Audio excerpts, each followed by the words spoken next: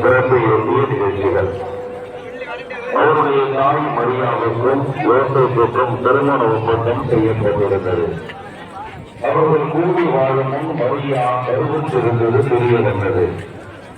மரியா தூய ஆவியால் கருவுற்றிருந்தார்.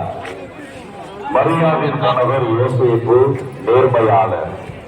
அவர் மரியாவை முயற்சிக்கு உள்ளாக்க விரும்பாமல் மறைவாக விலக்கிவிட திட்டமிட்டார். அவர் இவ்வாறு சிந்தித்துக் கொண்டிருக்கும் போது ஆண்டவரின் தூதர் அவருக்கு கனவில் தோன்றி, யோசேப்பே, தாவீதின் மகனே, உன் மனைவி மரியாவை ஏற்றுக்கொள்ள அஞ்ச வேண்டாம். ஏனெனில் மரியா கருவுற்றிருப்பது தூய ஆவியால் தான்.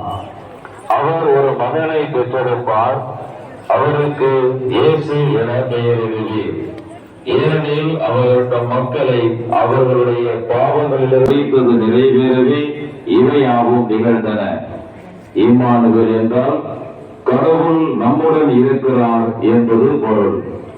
யோசேப்பு தூக்கத்திலிருந்து விழித்தெழுந்து ஆண்டவரின் தூதர் தமக்கு பணித்தவாறே தம் மனைவியை ஏற்றுக்கொண்டார். மரியா தம் மகனை பெற்றெடுக்கும் வரை யோசேப்பு அவரோடு கூடி வாழவில்லை. உங்களோடு ஒரு சில கருத்துக்கள் பகிர்ந்து கொள்ள ஆசைப்படுகிறேன்.